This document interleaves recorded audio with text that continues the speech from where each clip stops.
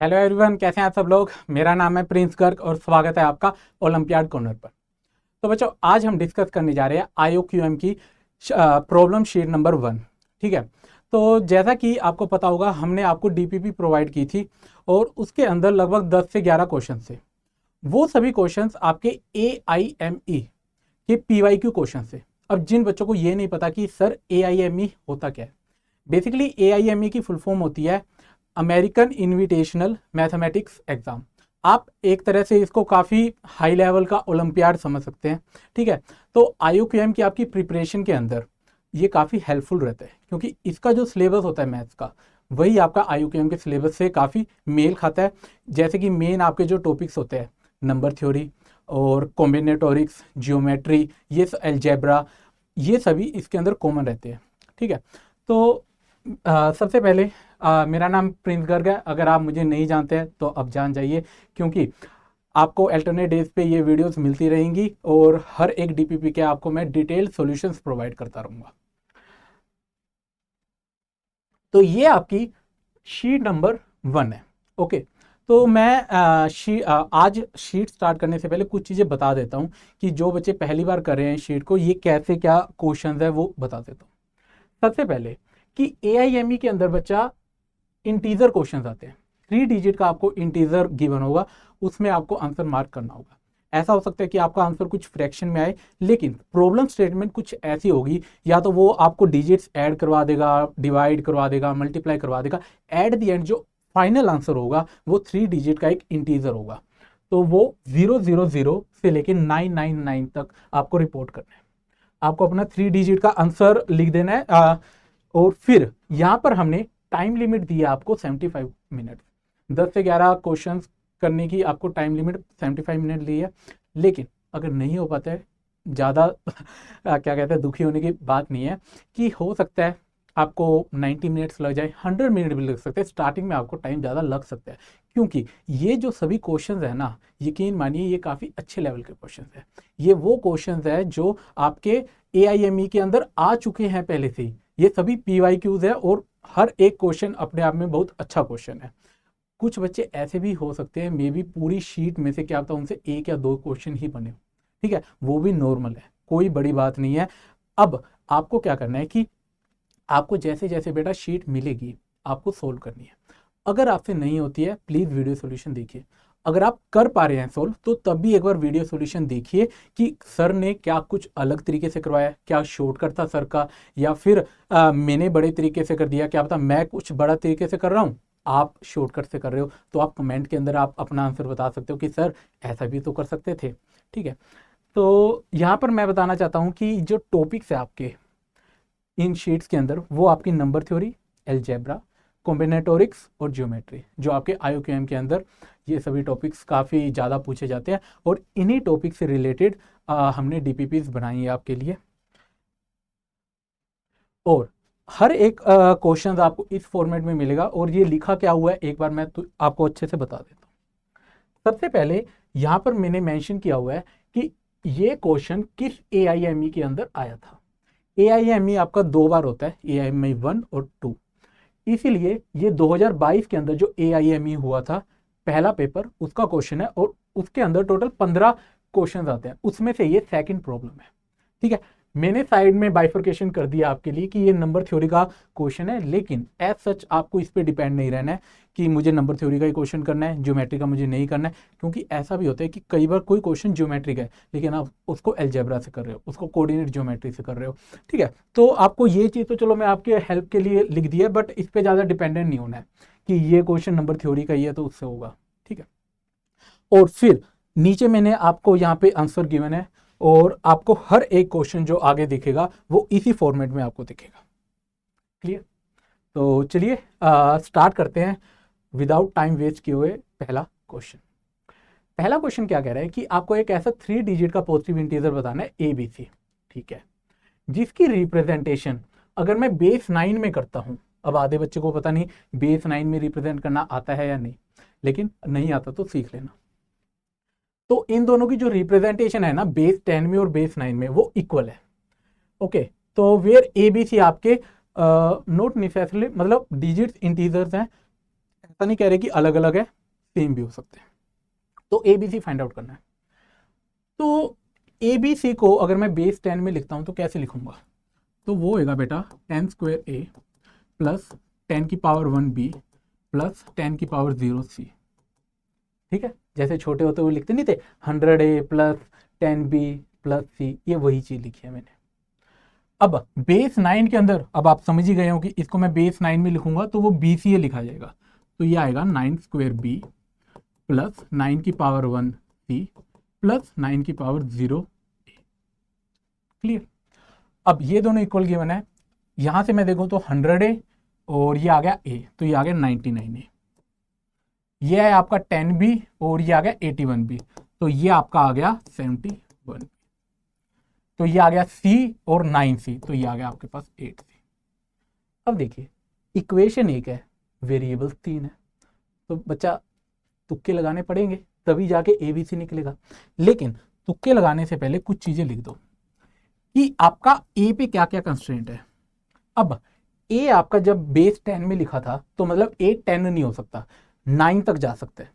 जब मैंने A को बेस 9 में लिखा तो मतलब A आपका 9 तक जा सकता है, 9 नहीं हो सकता। तो ओवरऑल आपका जो A है ना वो 9 से छोटा ही रहेगा, तो बेसिकली 8 या 8 के से छोटा।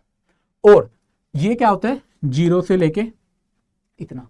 लेकिन एक और बात, जो A है ना मेरा यहाँ पर बेस 10 में लीडिंग डिजिट था, तो 0 तो हो नहीं सकता, 0 हो गया तो ये 2 डिजिट का नंबर बन जाएगा, तो इसलिए यहाँ पे ये 0 नहीं आ सकता। ठीक है, तो यहां पर ये आ गया 1 से लेके 8 तक। क्लियर। अब जो मेरा B है बच्चा वो आपका 0 से लेके 8 तक जा सकता है, लेकिन बेस 9 में जब आपने लिखा इसे तो ये लीडिंग डिजिट था, तो ये भी 0 नहीं हो सकता, तो ये भी सिमिलरली आपका यहां से यहां तक ही जाएगा। और C है आपका, वो दोनों में लीडिंग डिजिट नहीं है, तो मतलब 0 हो सकता है C। और मैक्सिमम आपका ऑब्वियसली वो 8 तक जा सकता है। ठीक है। अब बच्चे सोचेंगे सर यार एक एक करके चेक करने लग गए तो बहुत टाइम लग जाएगा, लेकिन यकीन मानिए ज़्यादा टाइम नहीं लगता। देखिए मैं तरीका सिखाता हूँ आपको कैसे करते होते हैं ऐसे क्वेश्चन को। सबसे पहले मैंने A को 1 लिया और B को भी मैंने 1 लिया। जब मैंने A को 1 लिया तो ये आया 99, 71 प्लस 8C। अगर आप यहाँ से चेक करेंगे तो आपके पास क्या आ जाएगा, ये आया 8/8। तो C तो आपका इंटीजर आया ही नहीं, तो ये आपका गलत है। अब आगे A को मैंने 1 रखा और B को मैंने 2 रखा, तो यहाँ से क्या हुआ 99 minus 142 is equal to 8C। तो C तो मेरा नेगेटिव आ गया, C मेरा नेगेटिव तो हो नहीं सकता क्योंकि ये पॉजिटिव इंटीजर है, तो ये भी आपका गलत है। तो अगर मैं B को 3 रखता हूँ तब भी वो नेगेटिव ही जाएगा, तो बस यहीं पे रुक जाओ कि A इज इक्वल टू 1 के लिए तो कोई आंसर है ही नहीं आपका। सिमिलरली A को मैंने लिया 2 और B को लिया मैंने 1। अगर A को 2 लेता हूं तो ये बेटा 198 आ गया माइनस 71 आ गया डिवाइडेड बाय 8, तो ये आपका कितना आ जाएगा 27/8। ठीक है, सॉरी 127/8। क्या 127 आपका पूरा पूरा डिवाइड होता है, तो 47 ये नहीं होता, तो C आपका इंटीजर है ही नहीं है, तो ये भी नहीं हो सकता आपका आंसर। तो इसके बाद A इज इक्वल टू 2 और B इज इक्वल टू 2। अगर मैं देखूं तो ये आ जाएगा आपके पास 198 माइनस 142 डिवाइडेड बाय 8। तो यहाँ से आपका C का आंसर क्या आ जाएगा, C अगर आएगा ये आएगा 56/8 दैट इज 7। क्लियर। तो आपका आंसर क्या है 227। ओके, तो सिमिलरली 2 2 7 ये आपका आंसर है और ये हमने यहाँ पे मेंशन कर दिया। बच्चे इसके अंदर सबसे ज़्यादा बड़ी गलती यही करते हैं कि सर ये तो बहुत लेंथी जाएगा, बट ऐसी कंडीशंस गिवन होती है कि वो जल्दी हो जाता है आपका क्वेश्चन। ठीक है, एक बार कोशिश करके देखो, बस हो जाएगा। चलिए, आई होप आपको ये समझ आ गया। It's a very basic and good question. चलिए, अगला आपका है 2022 AIME 1 प्रॉब्लम 1 अलजेब्रा। क्लियर। तो ये आप ऑफिशियल वेबसाइट है ना AIME की, वहाँ पर भी आप टाइप करके देख सकते हैं, आपको ये मिल जाएगा। एक विकीपीडिया का आपको लिंक मिलेगा और विकी का लिंक सॉरी, तो उसके अंदर आपको सॉल्यूशंस भी दिख जाएंगे, लेकिन यकीन मानिए वो सॉल्यूशंस आपको ऐप से ज़्यादा बढ़िया लगेंगे नहीं, उससे बढ़िया आपको मेरे सॉल्यूशंस लगेंगे। तो एक क्वाड्रेटिक पोलिनोमियल है बेटा पी एक्स और क्यू एक्स, उनका लीडिंग कोफिशिएंट एक का है 2, एक का है -2। ओके, ये 2 और -2 कुछ तो मतलब करना चाह रहे हैं ये। The graph of both the polynomial passes through the 2 point. Basically P x आपका, अच्छा दोनों का ही इसको सेटिस्फाई करता है। क्लियर। तो आपसे ये पूछ रहे P of 0 Q of 0। Okay, अब ये क्वेश्चन भी एक अच्छा क्वेश्चन है क्योंकि ये ऑब्जर्वेशनल थोड़ा है कि आप ऑब्जर्व कर पा रहे हैं नहीं। ऑब्जर्व आपको क्या करना था इसके अंदर कि यहां पर लीडिंग कोफिशिएंट मेरा 2 और -2 है। तो अगर मैं एक नया पोलिनोमियल लेता हूं, let say R X and it is P X plus Q X. मैंने ऐसा क्यों लिया? क्योंकि जो आखिरी में मुझे आंसर है ना वो इस फॉर्मेट में चाहिए। ठीक है, तो अगर मैं अपना आर एक्स फाइंड आउट कर लेता हूं तो बेसिकली वहां पे बस मैं एक्स की जगह 0 रखूंगा और मेरा आंसर आ जाएगा। अब ये करने से हुआ क्या, ये देखिए, पी एक्स एक क्वाड्रेटिक थी, क्यू एक्स भी एक क्वाड्रेटिक थी, इसका लीडिंग कोफिशिएंट 2 था, इसका -2 था। मुझे नहीं पता क्या क्वाड्रेटिक थी, लेकिन एक्स स्क्वायर वाली टर्म कट जाएगी दोनों की, क्योंकि एक की +2 थी, एक की -2 थी। तो अब जो आर एक्स है ना, फाइनली बचा क्या, ये बेटा एक लीनियर पोलिनोमियल है। ठीक है, linear polynomial. I hope it is clear. तो यही आपको बस एक चीज देखनी थी, इसके बाद तो ये बहुत इजी क्वेश्चन है आपको। अब इसके अंदर आपको कंडीशंस गिवन है कि जो पी एक्स है वो 1654 को सेटिस्फाई करता है। तो बेसिकली अगर मैं आर ऑफ एक्स की जगह 16 डालूं तो पी की जगह 16 आएगा, आंसर आएगा 54।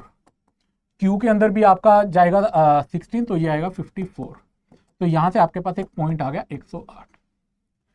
सिमिलरली आर के अंदर मैंने डाला 20, तो ये आ जाएगा पी ऑफ 20, वो क्या आएगा 53, 53, और ये भी 53, तो ये आ गया 106।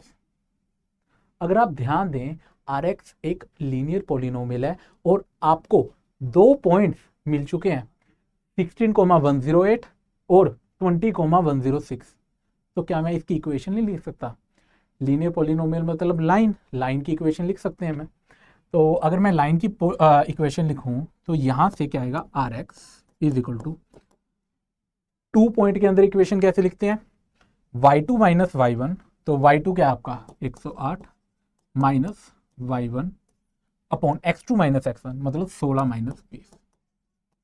ठीक है, multiply by x minus x1, x minus मैंने y2 इसको लिया था, y1 इसको लिया था, तो बेसिकली आपका x1 होएगा 20। क्लियर। अगर अब मैं यहां से लिखना चाहूं तो ये क्या आ जाएगा 2 और ये -4, ये 2 -4 माइनस हाफ x माइनस 20। ये आ गई आपकी आर एक्स की इक्वेशन। क्लियर। तो अगर इसके बाद क्या देखें, पी 0 मुझे चाहिए, तो अगर मैं R0 फाइंड आउट करता हूं, एक second, y x minus x1 0 20 10, the graph of, just give me a second, ये लाइट काफ़ी ज़्यादा, चलिए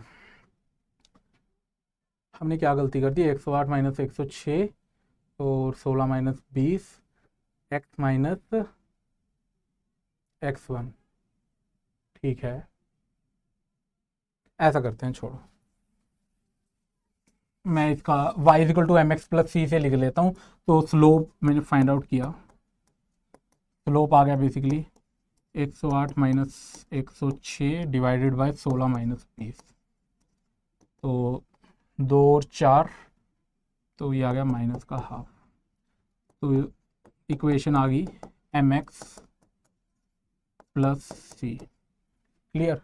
तो यहाँ से अब आपका कोई पॉइंट पुट कर लो, 16,108 जैसे कि मैंने पुट किया, तो यहाँ से सी निकाल लूँगा मैं। तो बेसिकली आ गया 108, 16 अगर मैं करता हूँ तो ये आपके पास कितना आ जाएगा, माइनस का 8 प्लस सी, तो सी की वैल्यू आ गई आपके पास 114। क्लियर। तो यहाँ से आर एक्स आ गया आपके पास, आर एक्स आ गया आपके पास -x/2 प्लस सी आ गया 114। तो आपको क्या चाहिए था, R0। तो R ऑफ 0 आपका आ रहा है, सॉरी 116 है ये, 116। तो ये आपका R0 आ गया 116। तो 116 इज द करेक्ट। क्लियर, क्योंकि R0 आपका P0 प्लस Q0 है। आई होप आपको ये समझ, ठीक है। चलिए आगे चलते हैं। अगला आपको क्या करना है, find the number of the permutations of these numbers, basically 1 2 3 4 5, such that the sum of the 5 product, ये आपको एक 5 का प्रोडक्ट गिवन है। एक थोड़ा सा शेप्स लेते हैं, शेप से खेलेंगे।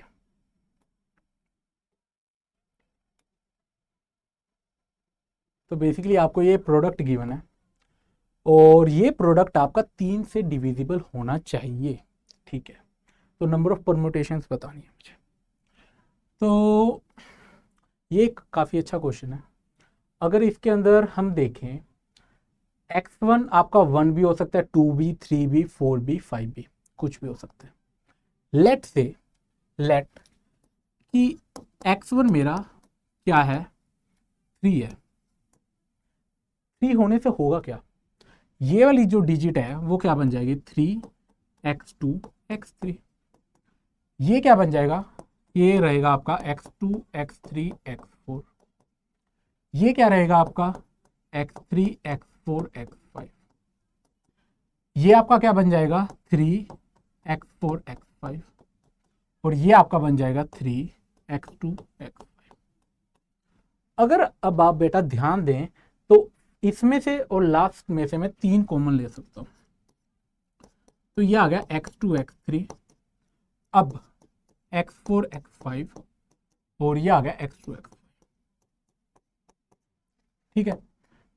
प्लस अब अंदर वाला ये बचा, इसमें से मैं x3 x4 कॉमन ले लेता हूं, ठीक है। और यहां पर आया आपके पास x2 प्लस x5। क्लियर। अब ये पूरा तो आपका 3 से डिविजिबल होगा ही होगा, क्योंकि 3 मैंने एक फैक्टर ले लिया, तो इसकी टेंशन तो आपको नहीं लेनी। मुझे बस अब सारा खेल है इसका, ये वाला जो पोर्शन है आपका 3 से मुझे डिविजिबल किस किस केस में होगा वो देखना है। अब आप ये चीज देखिए कि आपके पास नंबर कौन से बच गए हैं। x1 को मैंने 3 ले लिया, ठीक है। अब बाकी जो नंबर है 1 2 4 5 ये बचे आपके पास, ठीक है। अगर आप ध्यान दें यहाँ पे x3 इंटू x4 हो रहा है, 2 नंबर मल्टीप्लाई, इनमें से आप किसी भी 2 नंबर की मल्टीप्लाई कर लो, वो 3 से डिवाइड होगी नहीं, क्योंकि ये 3 के फैक्टरीज ही नहीं है ये। क्लियर। 1 इंटू 2 2, 3 से डिवाइड नहीं होगा। 1 इंटू 4 4 नहीं होगा। 1 इंटू 5 नहीं होगा। 2 इंटू 4 नहीं होगा। 2 इंटू 5 नहीं होगा। और 4 इंटू 5 भी नहीं होगा। तो मतलब कुछ भी कर लो, ये तो डिवाइड नहीं होने वाला। अब बचा ये अंदर वाला पार्ट, ये 3 से डिवाइड हो सकता है या नहीं, ये देखते हैं। तो मुझे 2 2 के पेयर हम देखते हैं कि क्या क्या बन सकते हैं। अगर मैं पेयर्स लिखना स्टार्ट करूं, क्या क्या आ सकते हैं, लेट से 1 और 2 आ गया, एक आ सकता है 1 और 4, एक आ सकता है 1 और 5, फिर 2 के साथ 2 और 4 2 और 5, फिर आपका आ सकता है 4 और 5। अब इनमें से किनका सम 3 से डिवाइड हो रहा है, 1 प्लस 2 दैट इज 3, 1 प्लस 4 5 नहीं हो रहा, 5 प्लस 1 6 ये हो रहा है, 2 प्लस 4 6 ये हो रहा है, 2 प्लस 5 7 नहीं हो रहा, 5 प्लस 4 9 ये हो रहा है। तो बेसिकली x2 प्लस x5 इसके पास 4 ऑप्शन है, ये 4 ऑप्शन है। और x3 x4 के पास कितने ऑप्शन बचे, 2 ऑप्शन बचे। अब और यहां पर तो कुछ भी आता रहे, हमें फर्क ही नहीं पड़ता, क्योंकि बाहर 3 है, ये तो होना ही होना है। अब आप ये ध्यान दें, x2 प्लस x5 के पास 4 ऑप्शन है, x3 इंटू x4 के पास इन दोनों में से कोई ऑप्शन है, और ये अल्टा पल्टी भी तो हो सकते हैं, जैसे 1,2 या फिर 2,1, ठीक है। सिमिलरली यहां पर भी सेम सीन। तो ये 2 केसेस बन सकते हैं सभी के, तो ये आ गया। तो बेसिकली आपके पास 4 2 8 ही आ गए 16।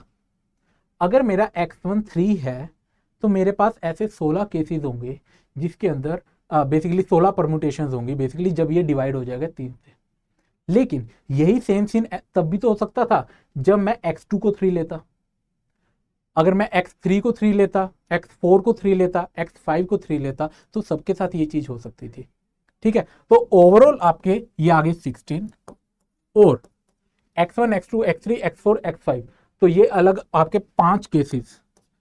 ठीक है, तो ये 5 बार ऐसा हो सकता था। तो 16 इंटू 5 ये आ गया आपके पास 80। तो अगर 80 आंसर आया 2 डिजिट का, मुझे 3 डिजिट का आंसर रिपोर्ट करना है, इसलिए मैंने इसको रिपोर्ट किया 080। I hope it is clear. It's very good question. ठीक है, क्योंकि मैंने x1 को 3 माना, अगर यही चीज मैं x2 को 3 मान के करता तब भी ये हो जाती, x3 को 3 मान के करता तब भी हो जाती। तो इसलिए ये जो 5 मैंने मल्टीप्लाई किया ना उसके लिए। क्लियर, क्योंकि 5 डिजिट्स 5 आपके पास ये है। चलो आगे चलते हैं। एबीसी बेटा एक आइसोसेलेस ट्रायंगल है और 90 डिग्री है ए पर। क्या हमारे पास कोई अच्छा फिगर है बनाने का? बिल्कुल है। तो इसको मैं, ये लीजिए, आपके लिए सुंदर सा फिगर बना दिया हमने। ए के ऊपर आपका ये क्या है 90 डिग्री है, ये आपका बी आ गया, ये आपका बेटा सी आ गया। अगर ये 90 है और ये क्या है आइसोसेलेस है, तो मतलब ये वाली साइड ये साइड बराबर है, तो मतलब ये एंगल पूरे 45 के। ठीक है, जितना डाटा हो सके लिख दिया करो। तो ये 45 के हैं बेसिकली। कोई एक पॉइंट है P inside the ABC such that the, ये सभी एंगल्स, मैंने कोई एक पॉइंट लिया P। अब ये P का क्या सीन है? PAB मतलब एक सेकेंड, अच्छा नहीं बना, ये रहा। तो ये आपका P है, तो PAB बेसिकली ये वाला एंगल। एक सेकेंड, एक साथ ही बनाते हैं सभी एंगल्स। तो बेसिकली ये वाला आपका जो एंगल है किसके बराबर है? PBC। PBC ये वाला एंगल, ये किसके बराबर है? PCA। PCA ये वाला एंगल, PCA। तो ये आपका P आ गया। तो ये वाला एंगल लेट से थीटा है, तो ये भी आपका थीटा है और ये भी आपका थीटा है। ओके, और आपको AP की जो लेंथ है वो 10 गिवन है। अगर ये मेरी 10 गिवन है, आपसे ABC का वो पूछ रहा है एरिया। ओके, अब थोड़ा सा ज्योमेट्री का खेल देखते हैं। ऐसा करते हैं, क्या करें, half into base into height, इससे एरिया निकल जाएगा। तो बेसिकली आइसोसेलेस है, तो अगर ये x है तो ये भी x है, इतना तो मानते हो, x और x। पाइथागोरस लगा के ये आपकी √2x आ गई। क्लियर, इतना हो गया। अब इसके बेसिकली अगर मैं x निकाल लूं तो मेरा काम बन जाएगा। अगर आप ये देखें, ये थीटा है, तो ये वाला क्या होगा? टोटल 90 है तो ये 90 माइनस थीटा होगा। अगर ये थीटा है तो ये कितना होगा? टोटल 45 था तो ये 45 माइनस थीटा होगा, और ये वाला भी आपका 45 माइनस थीटा ही होगा। क्लियर, ये देखिए। अब अगर मैं देखूं यहां पर ये वाला एंगल कितना होगा, इन तीनों का जो सम है वो 180 होगा। 180 अगर होता है तो let's say this angle is phi. तो फाई को मैं अगर डायरेक्टली एंगल चेंजिंग करते हैं, ठीक है, फाई प्लस थीटा और ये cancel out, phi plus 90 is equal to 180, तो फाई आ गया 90। तो डायरेक्टली बेटा लिखो ये है 90। ठीक है, ज़्यादा इक्वेशन मत करो, जितना आप फ्री हैंड चलोगे उतना बढ़िया। ये 90 आ गया। इसके बाद अगर मैं इस ट्रायंगल के अंदर ये एंगल फाइंड आउट करूं तो कितना होगा? 45 minus theta plus theta cancel out plus this angle is equal to 180। तो ये वाला एंगल आ गया 180 माइनस 45, दैट इज 135। ठीक है, जितना कम लिखते हो ना ज्योमेट्री के अंदर, यकीन मानो उतना ईजी रहता है। बेफालतू के इक्वेशंस बनाना स्टार्ट करोगे तो दिक्कत हो जाएगी। अब ये कंप्लीट एंगल आपका 360 होगा, लेकिन आप देख सकते हो कि ये वाला भी 135 ही आएगा। तो 270 और 90 आपका 360 हो गया, ये आ गया। अब इसके अंदर में से अगर मैं देखूं, ये वाला जो ट्रायंगल है, ट्रायंगल आपका क्या है, APB।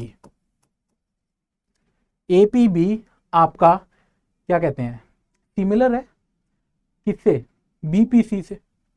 तो ये सिमिलर आ गया BPC से। एंगल की आपको लगानी है तो लगा लो, बेसिकली तीनों एंगल ही सेम है, तो यहाँ पर AA सिमिलरिटी आपकी लग सकती है।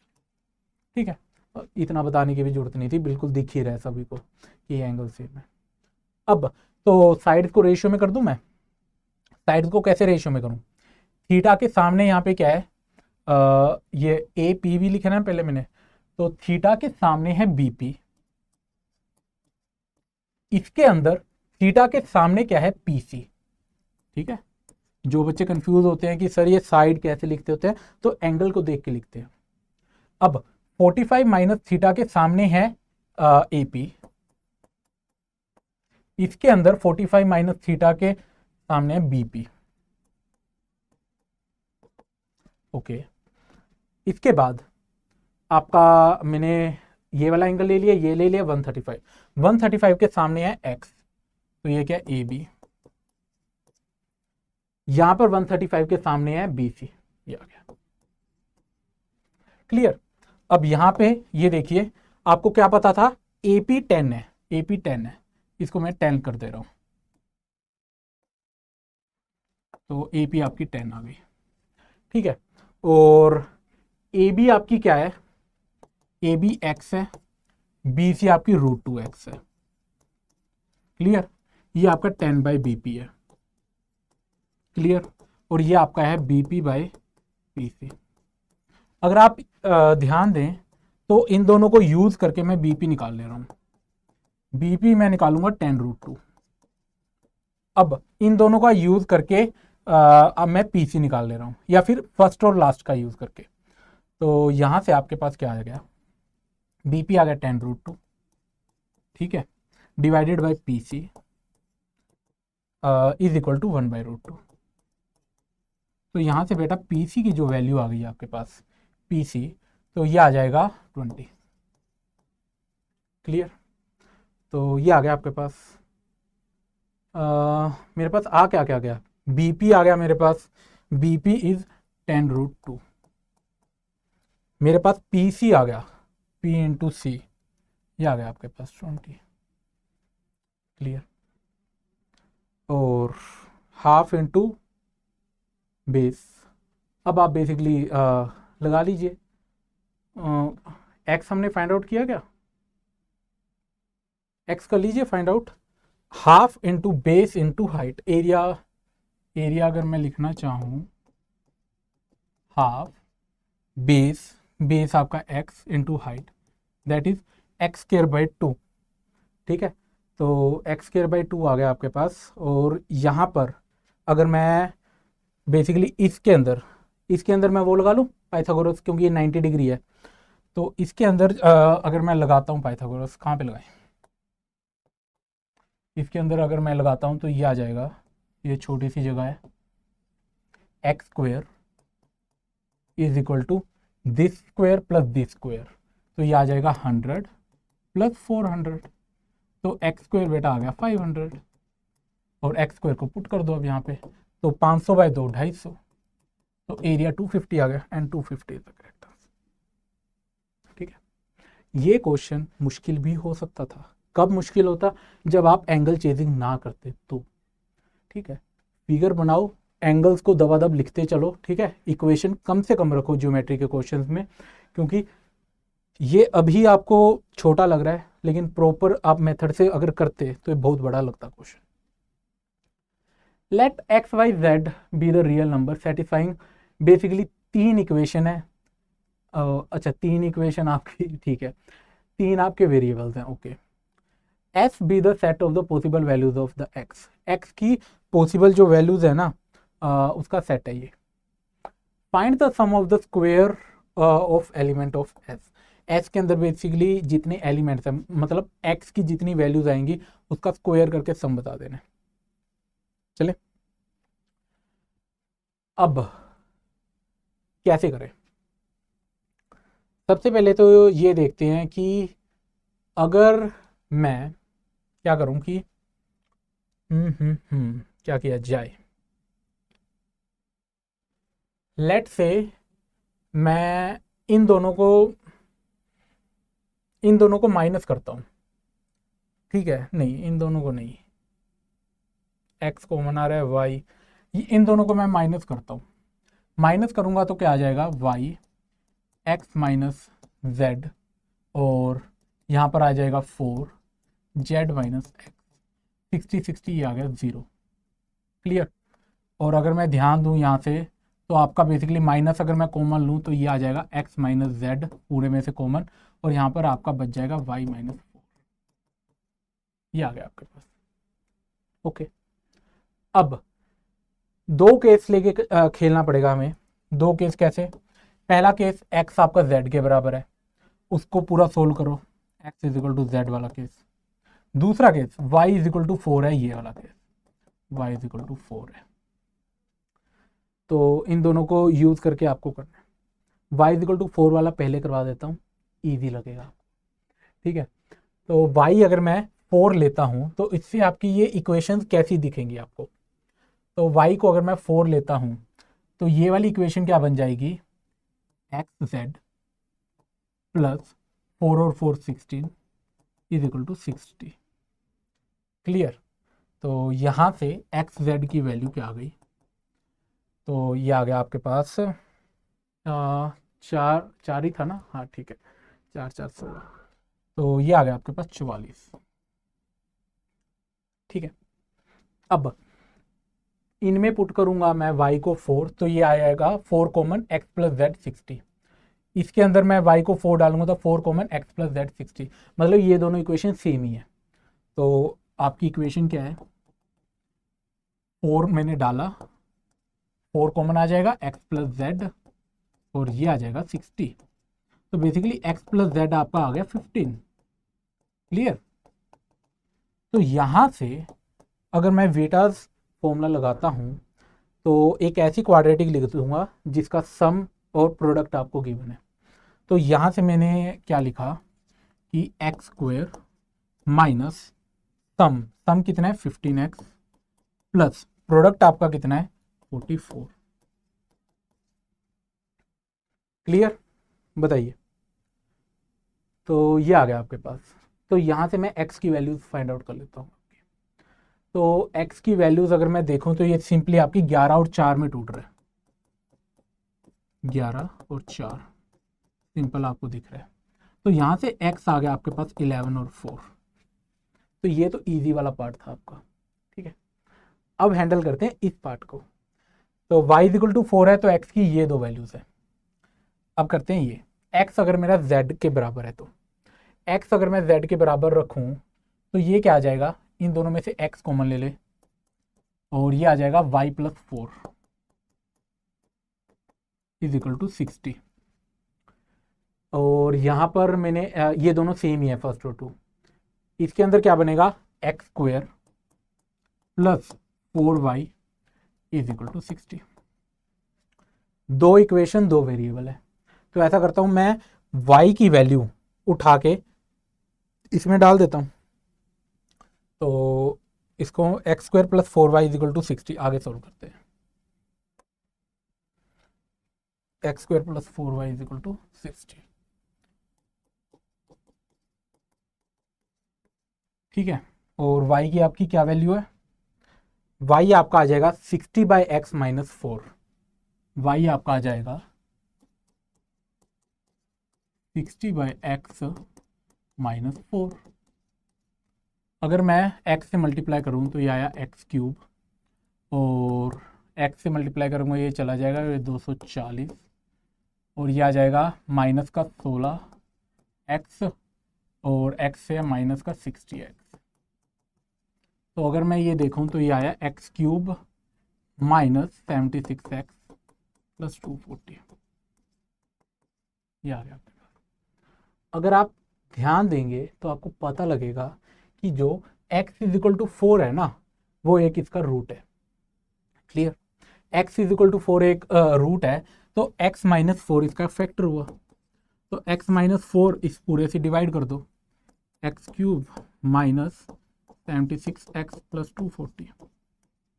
क्लियर, तो यहाँ से अगर मैं देखूँ, ये आया आपके पास एक्स स्क्वेयर, तो ये आ गया आपके पास एक्स क्यूब माइनस का 4x स्क्वेयर, तो ये आपके पास आ गया 4x स्क्वेयर माइनस 76x, यहाँ से आया 4x, ठीक है, तो ये आ गया 4x स्क्वेयर माइनस का 16x, तो ये आ गया आपके पास माइनस का 60x प्लस 240, तो ये आ गया आपके पास माइनस का 60, तो ये आ गया माइनस का 60x प्लस 240,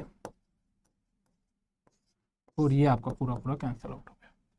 तो बेसिकली इसके मैंने फैक्टर्स कर लिए, और इसके आपके फैक्टर्स क्या बने, x माइनस 4 और x square plus 4x minus 60। Clear, अगर इसके आगे मैं फैक्टर करूंगा तो ये 10 और 6 में टूट रहा है, तो बेसिकली आपका आ गया x माइनस 10 और 10 और 6 60, हाँ x प्लस 6, ठीक है, एक्स स्क्वायर माइनस 10x और सॉरी ये आपका प्लस आएगा x प्लस 10 x माइनस 6,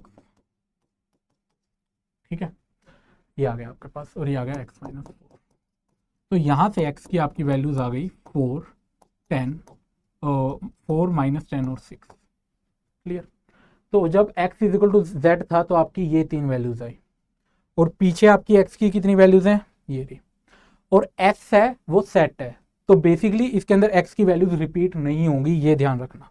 तो s आपका जो सेट आएगा आखिरी, वो क्या आ जाएगा, x की वैल्यूज रख रहे हैं ना तो वो वैल्यूज क्या क्या है, 4 4 4 सेम ही है, फिर 6 और 11 और माइनस 10, तो ये आ गया। मुझे आखिरी में क्या रिपोर्ट करना था, सम ऑफ स्क्वायर, तो ये आ गया आपके पास 16 36 121 प्लस 100, तो देख लीजिए कितना बन रहा है आपका, ये आपका आंसर आ गया 6 6 12 13, वैसे आपका आंसर गिवन ही होगा ना 273, तो बेसिकली 273 इज द राइट, आप इसको ऐड करके देख लीजिए। आई होप आपको ये काफ़ी देखा जाए बेसिक क्वेश्चन ही है, ये ऐसे क्वेश्चंस आप काफ़ी करते हैं, ठीक है।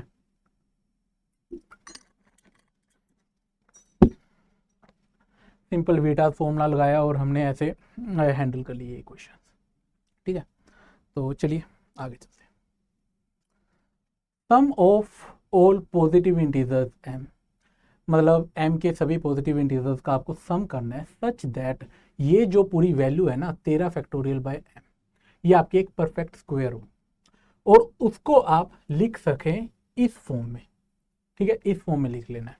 और इस फॉर्म के अंदर अब ये जो ABCDEF है ना, ये सभी पॉजिटिव इंटीजर्स हैं और आपको इनका सम बताना है। क्लियर, तो ये एक अच्छा क्वेश्चन है।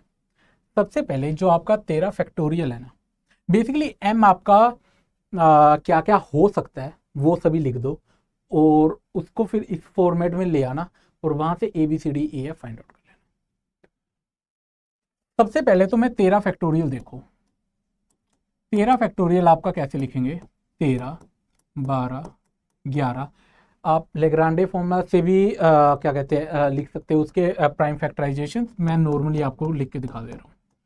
9 8 13 12 11 10 9 8 7 6 5 4 3 2 1। अब इसको अगर मैं प्राइम फैक्टर की फॉर्म में लिखूं तो ये आया 2 2 की पावर 2 आ गया, 2 की पावर 3 3 4 5 6 6 आ गया, और ये आ गया 2 की पावर 6, ये आपके चले गए। 13 और 11 आपके पहले ही प्राइम फैक्टर है, इनको मैंने पहले ही अलग लिख लिया, इसको लिख लिया। फिर यहाँ से 3 का मैंने लिखा तो ये आया 3 और ये आया 3 का स्क्वायर, तो 2 और 1 3 आ गई, 3 की पावर 3। ठीक है, तो इसके बाद 5 यहाँ से आएगा एक, और एक आएगा 2 इंटू 5, तो ये आपका 5 की पावर 2 बना, और एक और 2 है वो इसके अंदर ऐड हो गया, तो ये जो 6 है आपका, ये आपका 7 बन गया, 2 की पावर 7। तो मैंने ये भी हैंडल कर लिया, ये भी हैंडल कर लिया। अब ये 7 लिखा हुआ है, 7 को मैंने लिख दिया, ये भी आपका गया। 6 को मैंने लिखा 2 इंटू 3, तो एक आपका 2 आ गया और एक 3 आ गया, तो ये आ गया, तो ये भी आ गया। ठीक है, अब है 12, 12 को मैं 4 इंटू 3 लिखूंगा, तो 2 की पावर 2, तो ये आ गया 10 और 3, तो 2 की पावर 10, एक आएगा 4 इंटू 3, तो 3 की पावर 5, फिर 5 का स्क्वायर, फिर 7, 11, 13। तो सबसे पहले तो हमने बेसिकली जो आपका 13 फैक्टोरियल था ना, उसको प्राइम फैक्टर्स में लिख दिया। ठीक है, सिंपली मैंने प्राइम फैक्टर्स में लिख दिया। अब मैं चाहता हूं कि 13 फैक्टोरियल अपॉन m, इस पूरे को मैंने m से डिवाइड किया और इस पूरे को भी m से मैंने डिवाइड कर दिया। ये आपका ये पूरी चीज एक परफेक्ट स्क्वायर बने, परफेक्ट स्क्वायर बन रही है, तो इसका मतलब जो आपको ये प्राइम फैक्टर्स है ना, सभी ओड पावर में चाहिए। मतलब m कुछ भी होगा लगभग इस फॉर्मेट में जो भी होगा, आपको काट पीट के क्या चाहिए कि प्राइम फैक्टर्स बच जाए। ठीक है, तो अब एक बात ध्यान दो कि अगर m के अंदर 7 हुआ ही नहीं, तो क्या इसको परफेक्ट स्क्वायर लिख दोगे? लिख ही नहीं सकते, क्योंकि ऊपर 7 बच जाएगा और 7 की पावर है 1, तो परफेक्ट स्क्वायर में लिखा ही नहीं जाएगा। अगर यहाँ पे 7 की पावर 2 हो गई तो नीचे 7 बच जाएगा।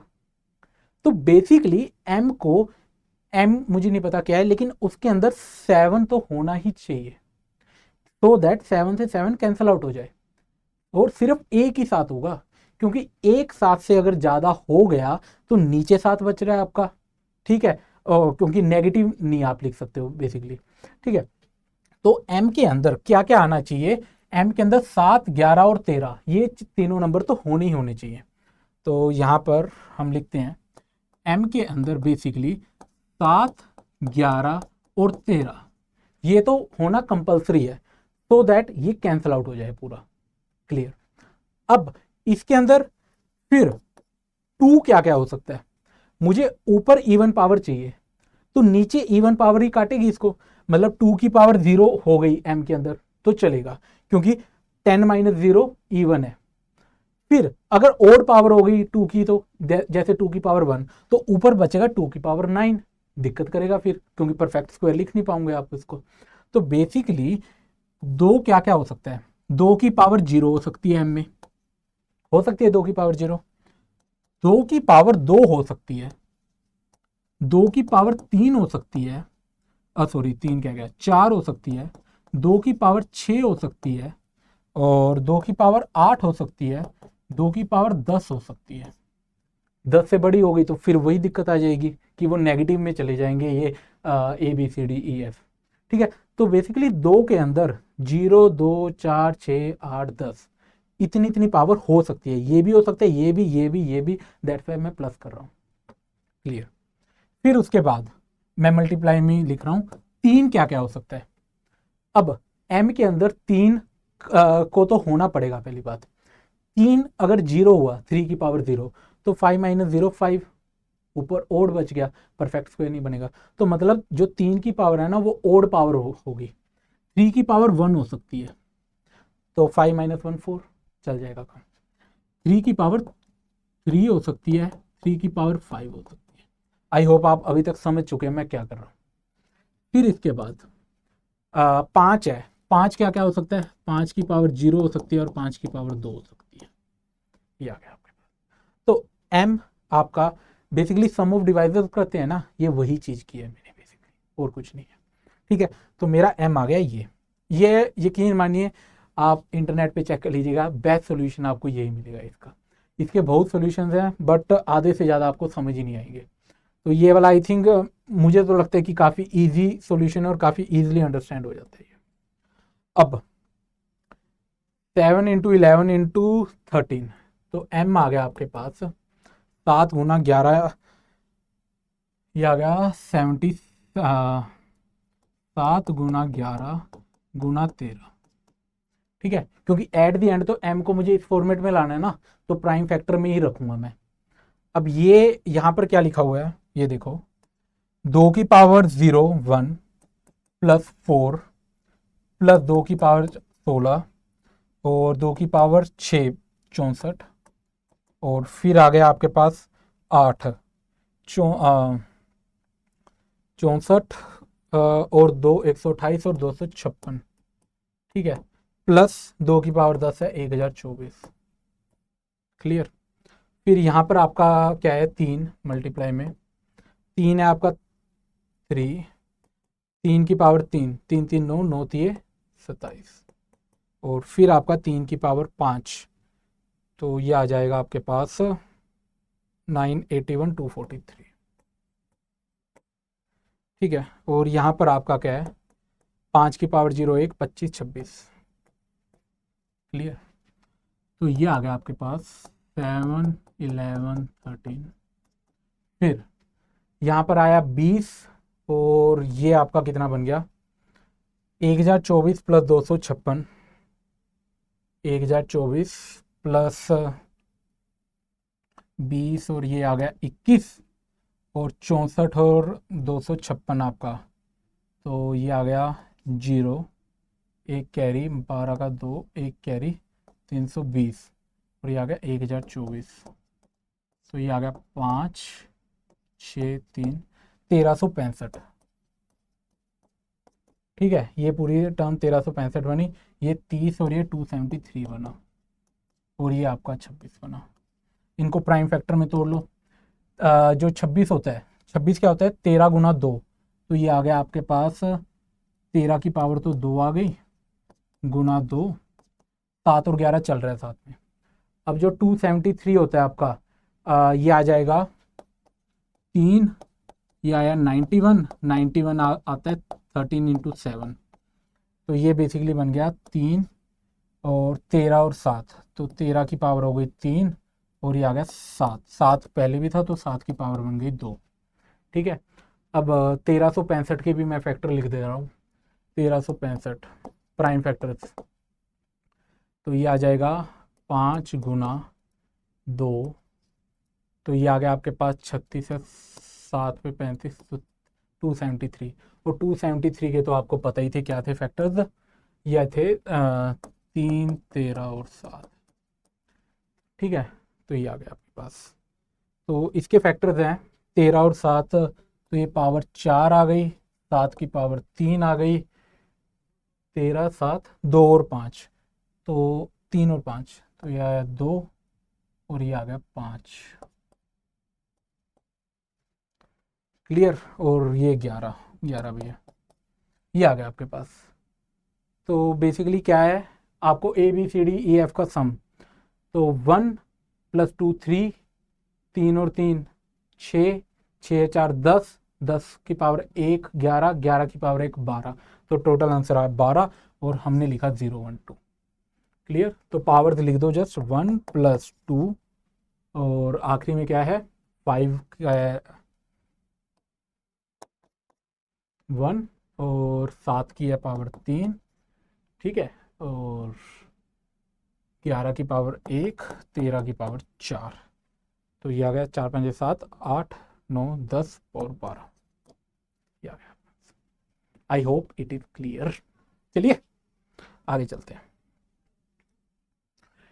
px बेटा आपकी एक क्वाड्रेटिक पोलिनोमियल है with the real coefficients satisfying, अच्छा, तो ये आपके इनइक्वालिटी गिवन है। क्लियर।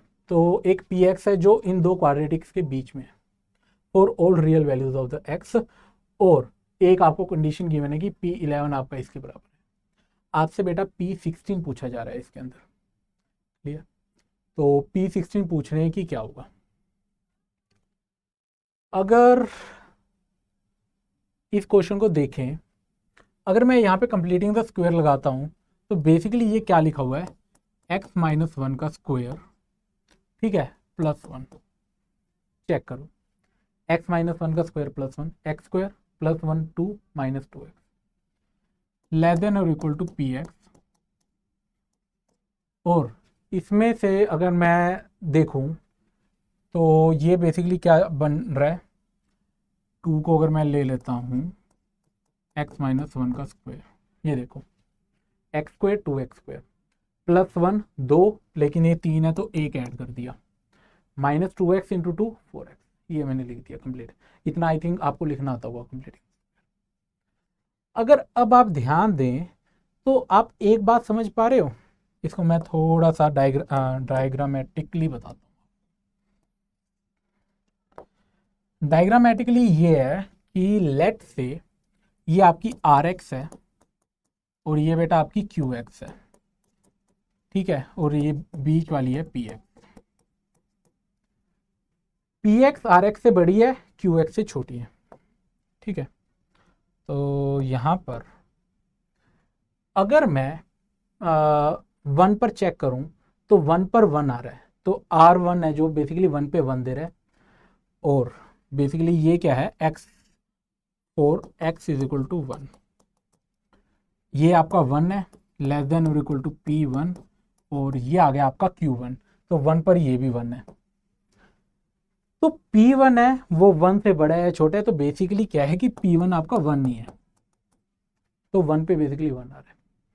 अगर इसका डायग्राम बनाओ तो लेट से this is one, this is one, तो यहाँ पर अगर मैं दिखाऊं तो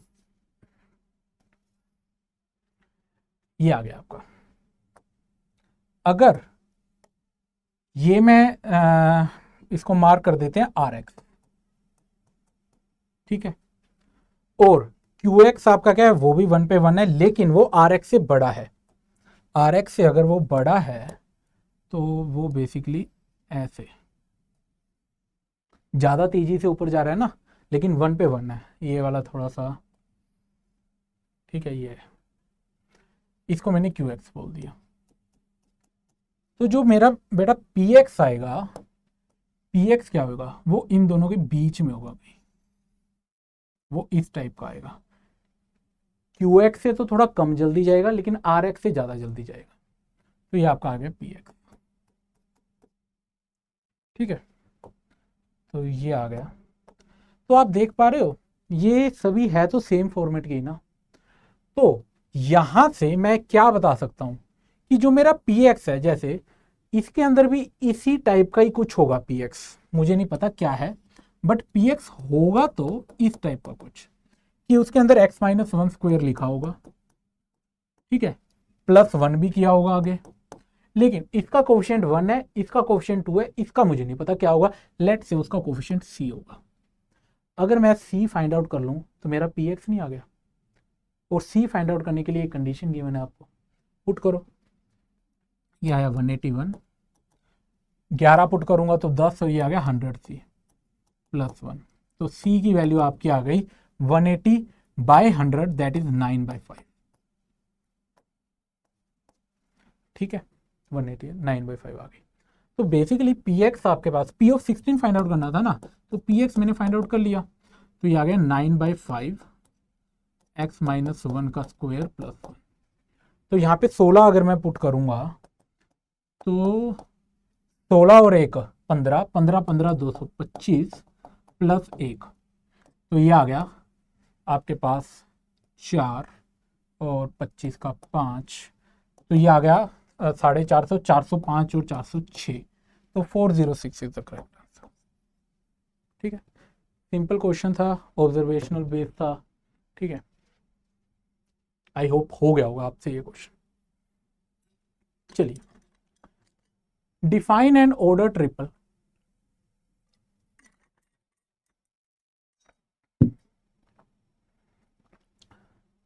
आपको एक ऑर्डर्ड ट्रिपल डिफाइन करना है A B C of sets to be minimally intersecting. अभी मिनिमली इंटरसेक्टिंग मतलब ए और बी का इंटरसेक्शन लिया, बी और सी का लिया, और सी और ए का, और उसका कुछ ये मोड टाइप तो पता नहीं अभी ये क्या होता है। और नीचे लिखा हुआ है ये बात, नीचे आपका उसने बता दिया कि भाई ये जो मोड है ना, इसका मतलब ये रिप्रेजेंट करता है कि number of elements in the set. तो बेसिकली ए और बी के इंटरसेक्शन में एक एलिमेंट है, बी और सी के भी, सी और ए के भी। क्लियर। और तीनों के अंदर यहां पर आप ये भी जान लो कि तीनों के इंटरसेक्शन में फाई, मतलब तीनों में कुछ कॉमन नहीं है। जैसे कि एग्जाम्पल यहाँ पे बहुत अच्छे हैं, ये हमें अच्छे से समझा दिया इन्होंने। लेट से ए बी सी ऐसा था, ए और बी में 2 कॉमन है, एक एलिमेंट। बी और सी में 3 कॉमन है, एक एलिमेंट। ए और सी के अंदर आपका 1 कॉमन है, दैट इज एक एलिमेंट। लेकिन अगर इन तीनों को मैं ध्यान से देखूं तो कुछ भी कॉमन नहीं है। ठीक है। तो आपका ऐसे काफी बन सकते हैं, ये तो बस एक एग्जांपल है। ठीक है। और let N be the number of minimally intersecting order triple of sets for which each set. ठीक है। अब एन है कि ये कितने बनेंगे, और कंडीशन क्या है कि हर एक जो सेट है ना वो इसमें से आना चाहिए, बेसिकली इसका सबसेट कह रहा है वो। ठीक है। तो एन फाइंड आउट करो और उसको 1000 से डिवाइड करके रिमाइंडर जो बचेगा, मतलब लास्ट की 3 डिजिट्स बता देना उसकी बेसिकली। तो एन फाइंड आउट करना है मुझे। ठीक है। तो आपके पास टोटल 1 2 3 4 5 6 7, मुझे ऐसा कुछ बनाना है कि लेट से आपका ए है, ए सेट मेरा है X comma Y type, B मेरा सेट आएगा, दोनों में से ए कॉमन होना चाहिए, तो लेट से वाई कोमा जेड टाइप। और जो मेरा सी आएगा वो मेरा किस टाइप का होना चाहिए, let say Z comma X type, Z comma X. आप देख सकते हो ए और बी में एक एलिमेंट कॉमन है, दैट इज वाई। बी और सी के अंदर एक एलिमेंट कॉमन है, दैट इज जेड। और ए और सी के अंदर एक एलिमेंट कॉमन है। ये तो जस्ट मैंने ऐसे दिखा दिया आपको। ठीक है। अब इसके बाद क्या किया जाए, ए इंटरसेक्शन अगर मैं देखूं, ए इंटरसेक्शन बी के पास कितनी चॉइसेस है। ए इंटरसेक्शन बी के अंदर क्या पता ये कॉमन आ जाए, क्या पता ये कॉमन आ जाए, क्या पता ये आ जाए, क्या पता ये। तो बेसिकली 7 चॉइसेस हैं। ठीक है। तो ए इंटरसेक्शन बी अगर मैं लेता हूं तो इसके अंदर और भी तो होता है A B C, A intersection B intersection C intersection A. और जैसे कि ए बी सी मैंने लिख दिया, एक आपका कोई सेट होगा ए इंटरसेक्शन बी टाइप, एक होगा आपका बी इंटरसेक्शन सी, एक होगा सी इंटरसेक्शन ए, और एक होगा आपका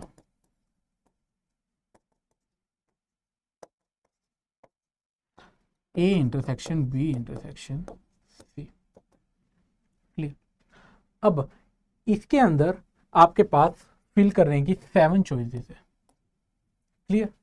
अब उसमें से एक जो चला गया, अब बी इंटरसेक्शन सी के पास कितनी चॉइसेस बची, बी इंटरसेक्शन सी, इनमें से कोई एलिमेंट चला गया, फिर पीछे बचे 6, तो इसके पास है 6। सी इंटरसेक्शन ए के पास कितनी बची, ये बची 5। ठीक है। अब ये वो केसेस हैं सभी जिसके अंदर इन दोनों में कुछ कॉमन होगा, इसमें कॉमन होगा, इसमें कॉमन होगा, और इनमें भी। बेसिकली मैं बता रहा हूं 7 6 5 ही आ गया। अब आपके पास मान लो कि 1 चला गया, 2 गया, 3 गया, जस्ट बोल रहा हूं, जा कोई भी सकता था, एक बार दिखाने के लिए बोल रहा हूं कि ये चले गए। अब आपके पास 4 एलिमेंट रह गए हैं। ठीक है। 4 एलिमेंट, ये वाला एलिमेंट लेट से 4 ए में जा सकता है, क्या पता वो बी में जा सकता है, क्या पता वो सी में जा सकता है, क्या पता वो किसी में भी ना जाए। तो इसके पास 4 चॉइसेस है। सिमिलरली 5 के पास कितनी चॉइसेस है, वो ए में जा सकता है, बी में जा सकता है, सी में जा सकता है, क्या पता किसी में ना जाए, उसके पास 4 चॉइसेस है। इसके पास भी 4 चॉइसेस है, इसके पास भी 4 चॉइसेस है। तो टोटल आपके पास 4 की पावर 4 ये आ गया। अब ये मैंने थोड़ा शॉर्ट में आपको बता दिया है, बट मतलब शॉर्ट में नहीं बताया, मैंने बहुत ज़्यादा लिखा नहीं है, वर्बली ज़्यादा बोला है। अगर आपको समझ नहीं आ रहा है तो प्लीज़ एक दो बार रिपीट करके देखना, it's quite a good question. ठीक है, तो ये आपका फाइनल आंसर आएगा, ये आपका n आ गया। ठीक है, तो ये आ गया आपके पास 30, 210, 4 4 16 और 16 256। ठीक है, तो क्या मैं इसकी मल्टीप्लाई करूं? वैसे कर लेना यार, चलो करवा देते हैं अब। 256 और 21, 2 1 कैरी 10 11, 1 1 कैरी 4 और 1 5, तो ये आ गया 6 7 3 5, और जब जीरो से करोगे तो पीछे जीरो, तो ये बेसिकली आ गया 53,760। जब इसको 1000 से डिवाइड करोगे बेसिकली मोड 1000, तो आपका आएगा आंसर 760। तो ये आपका आंसर है। ठीक है, इतना बेसिक कॉन्ग्रुएंस मॉडुलो तो ऑब्वियसली आपको पता ही है। ये वाला क्वेश्चन प्लीज़ एक बार वापस देखिएगा अगर आपको ऐसा लगा हो कि ये क्या हो गया। ठीक है, but I hope most of the student समझ आएंगे। आगे चलते हैं। ABCDEF आपका एक रेगुलर हेक्सागन है। ओके, क्या हेक्सागन हमारे पास शेप है? हेक्सागन हमारे पास नहीं है, तो कोई दिक्कत नहीं है, हाथ है हमारे पास, बना लेंगे। GHI J के आपके ये बेसिकली मिड पॉइंट्स हैं इन सभी साइड्स के। थोड़ा सा बनाना स्टार्ट करते हैं, ऐसे तो क्या समझ आएंगे ये क्वेश्चन। तो एक रेगुलर हेक्सागन मैं ट्राई कर रहा हूँ बनाने का। ये आ गया। ABCD नंबरिंग कर दे रहे हैं, ABCDE।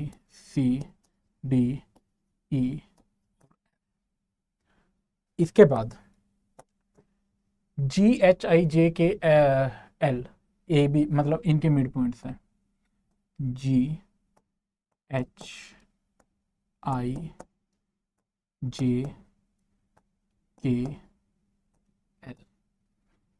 ठीक है, द सेगमेंट्स AH मतलब एक डॉटेड लाइन में लेता हूँ, A से लेके H, कोई कलर भी दूसरा अतरंगी कलर से आपको दिखाएंगे सो दैट आपको अच्छे से समझ आए। चलिए, कलर चेंज करना रह गया। अब देखिए, A से लेके H, और फिर क्या है BI बेसिकली आपका क्या है ये, और फिर C से लेके, मैं समझ ही गया ये क्या कह रहा है,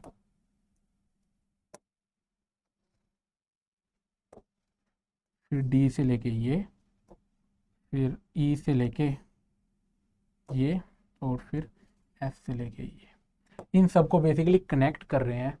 ठीक है, तो उससे एक ये आप फिगर देख पा रहे हो, एक छोटा रेगुलर हेक्सागन बन रहा है। रेगुलर हेक्सागन है, बड़े वाला भी और छोटे वाला भी, क्योंकि इरेगुलर हुआ फिर हमारी हालत ख़राब हो जाएगी। तो ये रेगुलर हेक्सागन है। जो रेशो है स्मॉलर वाले का, रेशो स्मॉलर अपॉन बड़े वाले का, let the ratio area of smaller hexagon to the, अच्छा, छोटे वाला डिवाइडेड बाय बड़े वाले का जो एरिया है ना, उसको मैंने m/n में लिखा है। ठीक है, m/n में लिख दिया है, तो mn आपके रिलेटिवली प्राइम पॉजिटिव नंबर है, m+n।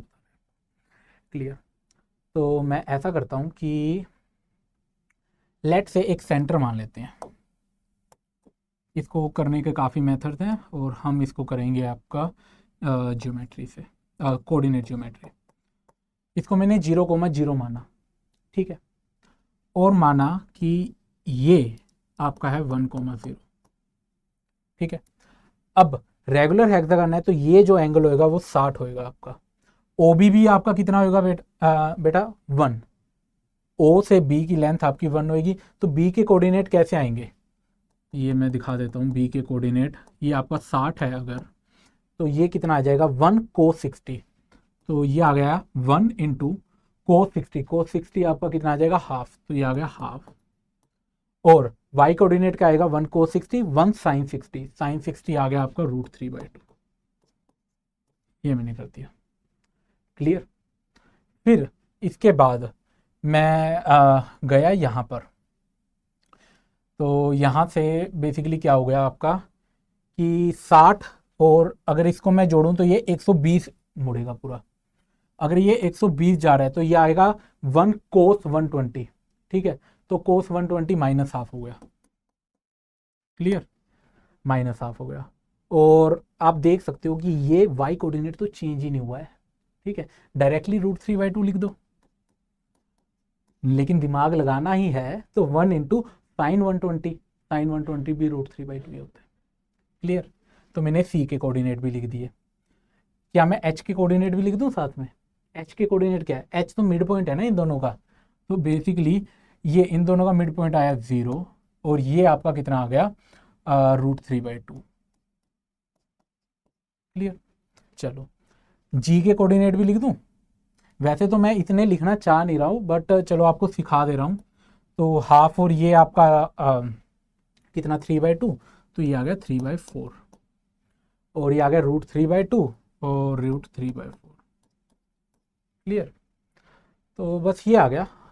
अब करना क्या चाह रहे हो सर, ये बताओ।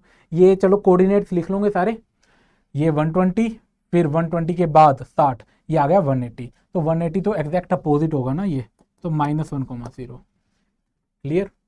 और फिर इसके बाद आपके ये वाले एंगल आ गए, तो ये आपका बेसिकली क्या होएगा, अगर ये, अब सिमिट्री देखो, ये वाला आपका इस तरफ से हाफ है तो ये इस तरफ से माइनस हाफ होगा, सिमिट्री है ना, रेगुलर पॉलीगन।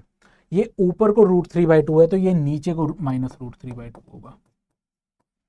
अब इसकी सिमिट्री इससे बनेगी, और ये पीछे को माइनस हाफ है तो ये आगे को हाफ है, क्योंकि या तो बी और एफ देख लो बिल्कुल सीधे सीधे आ रहे हैं, और ये ऊपर √3/2 है तो -√3/2 नीचे है ये। तो ऐसे मैंने ये कोऑर्डिनेट्स लिख दिए, और आप सिमिलरली जो अंदर वाले कोऑर्डिनेट्स हैं ना वो भी लिख सकते हो।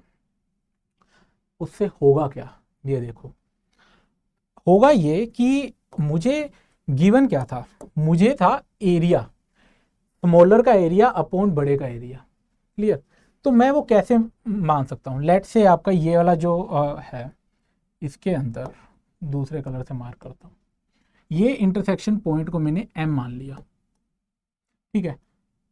तो अगर मैं OM अपॉन OA का स्क्वायर कर दूं तो ये एरिया का स्क्वायर रेशियो के बराबर ही तो होगा, छोटे के एरिया का डिवाइडेड बाय बड़े के एरिया के स्क्वायर का। तो बेसिकली मुझे OM अगर पता लग जाए, OM के लिए अगर मुझे M पता लग जाए, OA तो आपको पता ही है, OA बेसिकली 1 है। अब मुझे M फाइंड आउट करना है, इसके कोऑर्डिनेट्स।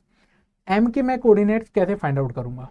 M के आप कोऑर्डिनेट ऐसे फाइंड आउट करोगे, AH एक लाइन है, इसकी इक्वेशन लिख लीजिए, BI एक लाइन है, इसकी इक्वेशन लिख लीजिए, और इन दोनों को आप इंटरसेक्ट करेंगे तो आपके पास ये आ जाएगा M, क्लियर। तो लेट से मैं I के वो लिखता हूं,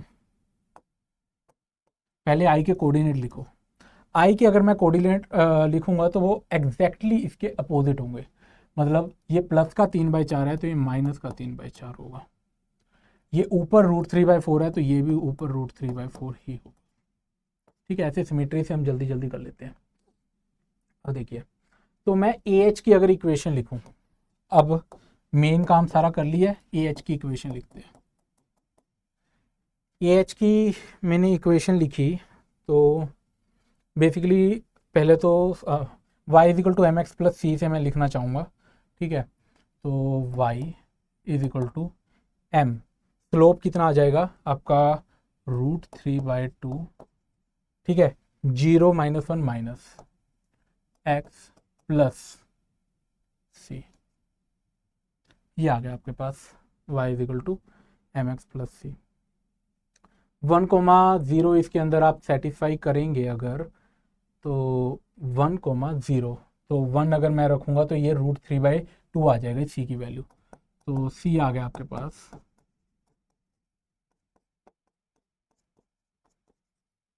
ठीक है। AH आ गया आपके पास। अब मुझे फाइंड आउट करना है BI अगर मैं देखूं तो मेरे पास क्या आएगा, y = m, m अगर मैं देखूं तो क्या आएगा, √3/2 माइनस √3/4 ये आ गया 1/2 प्लस 3/4। ठीक है, y = mx। तो ये आ गया आपके पास √3/4 और ये आ गया, तो ये आ गया 5/4 ये आ गया बेसिकली √3/5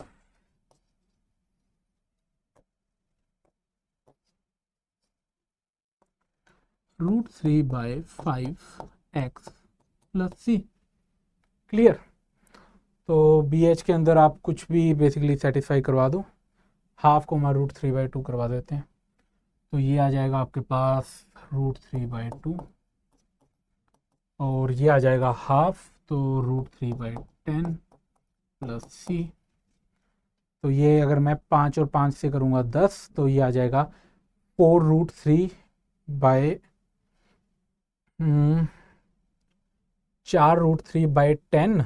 तो c बेसिकली आ गया 4√3/10, तो 2/5। तो ये आ गई बेसिकली AH आ गया आपके पास, BI आ गया। अब इन दोनों को आप इक्वेट करके x फाइंड आउट कर लो। इक्वेट नेक्स्ट पेज पे कर लेते हैं हम, एक सेकेंड रुकिए। हमने किया कॉपी और कॉपी की, हमें ये चाहिए, ये चाहिए,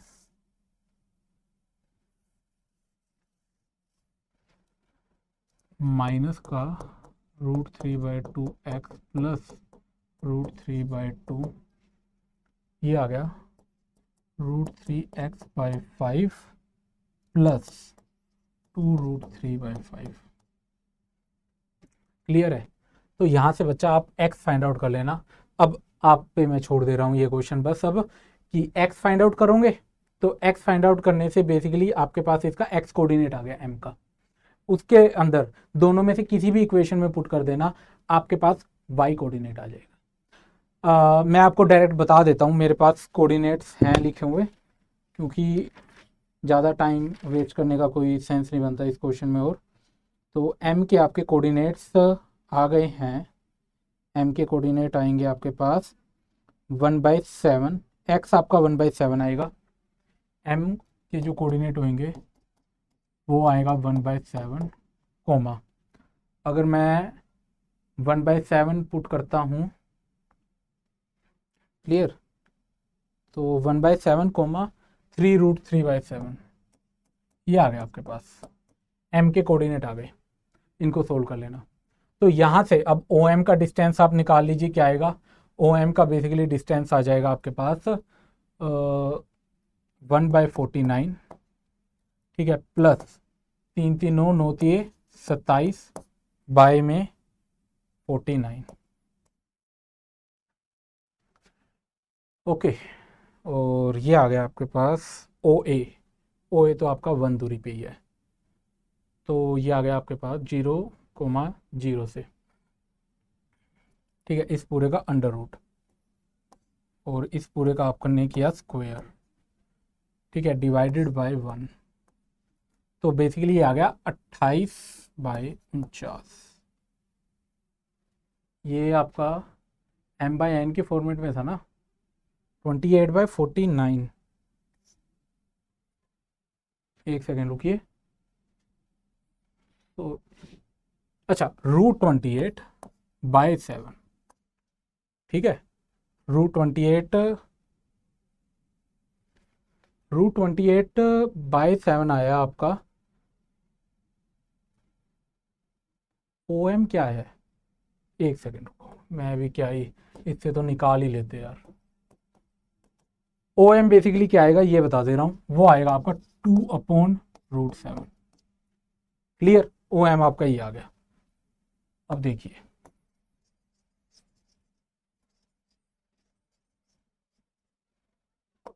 ओ ए आपका कितना है, ओ ए आपका 1 है, ठीक है।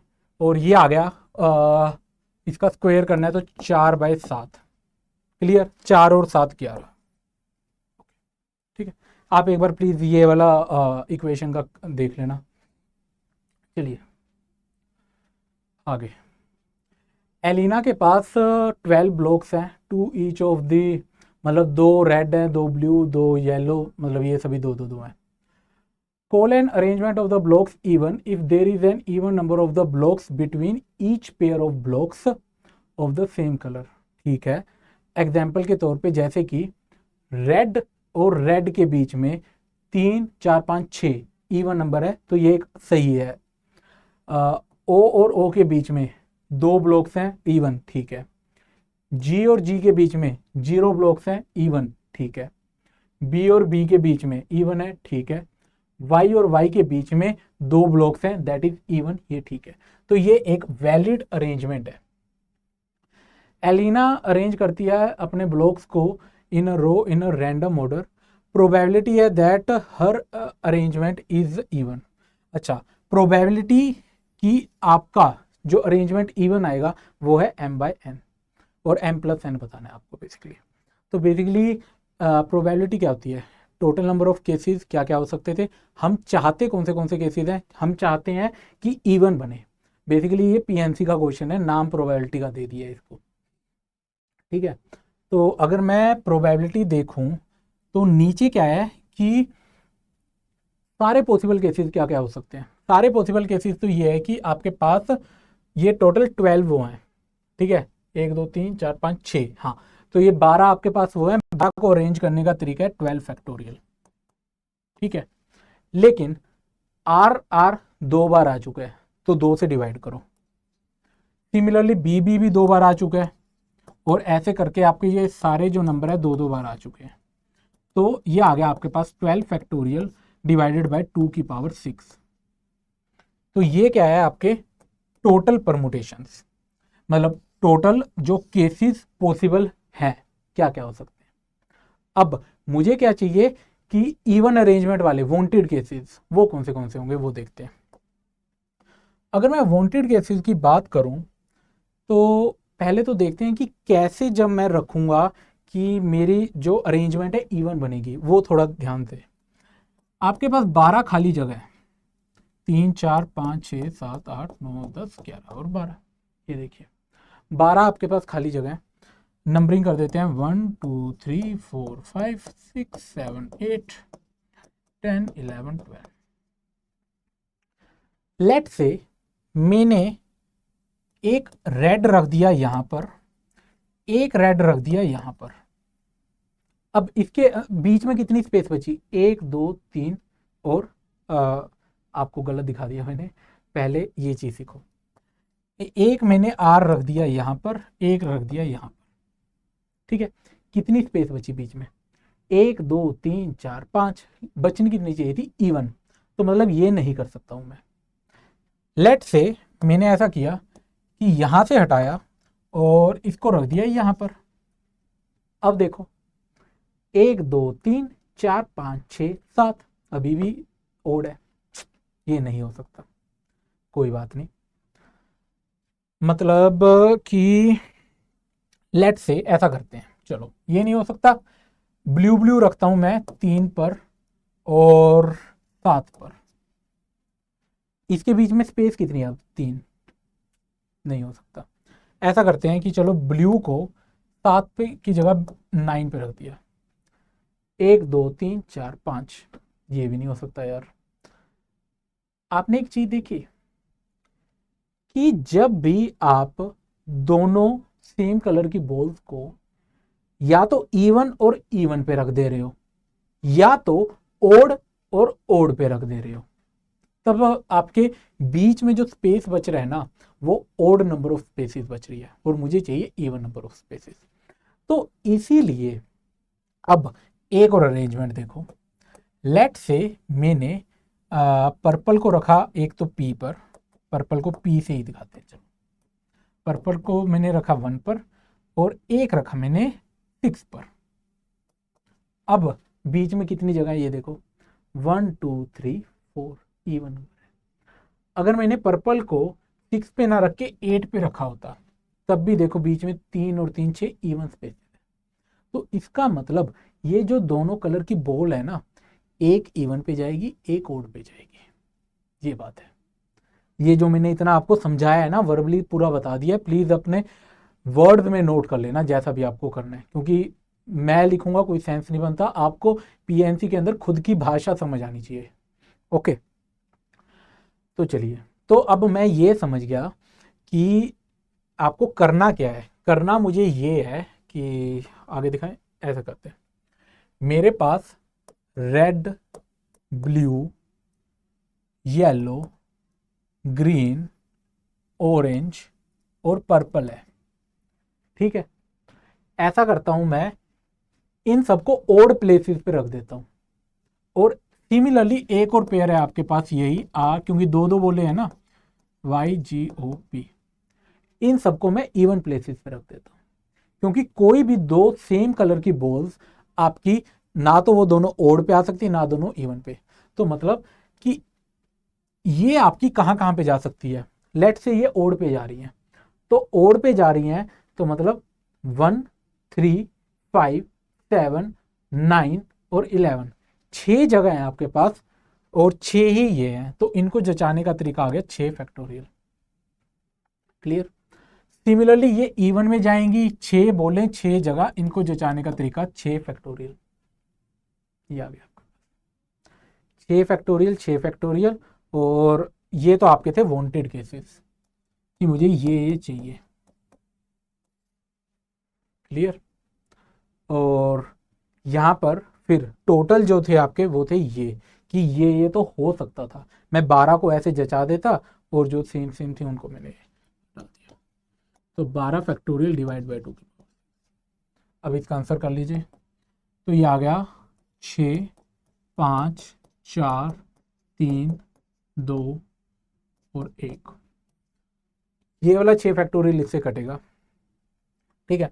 और 2 की पावर 6 को मैं यहाँ पर मल्टीप्लाई कर दे रहा हूँ, ये नीचे वाला।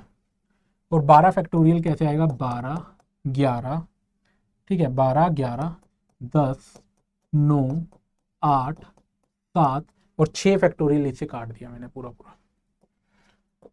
चलिए देखो, 6 और 2 12 ये गया, ठीक है। और 3 आपका इससे गया, 4 आपका इससे गया और जो 5 है आपका वो इससे, ठीक है। और 2 की आपकी कितनी पावर आ गई यहाँ पर, 2 की पावर आ गई 4। तो ये कितना बन गया 16। और यहाँ पर आपका क्या बना 33 और 33 और 7, ठीक है, 231। तो ये m/n के फॉर्मेट में आ गया है और आपसे m+n पूछा गया था। तो m+n हमने मल्टीप्लाई सही कही है, वापस ध्यान दीजिए, ये आया ओके। m/n फाइंड m+n, ये तो नीचे वाला ही सिर्फ सेम बन रहा है, ये क्या चीज़ कर दी हमने, नीचे वाला 231 आ रहा है अकेला और यहाँ पे m+n आपका 231 है। मैंने आंसर तो सही दिया है ना, एक second just let me confirm कि आंसर मैंने सही दिया है या नहीं आपको। ये हमने सही है, आई थिंक मैंने आंसर तो सही दिया है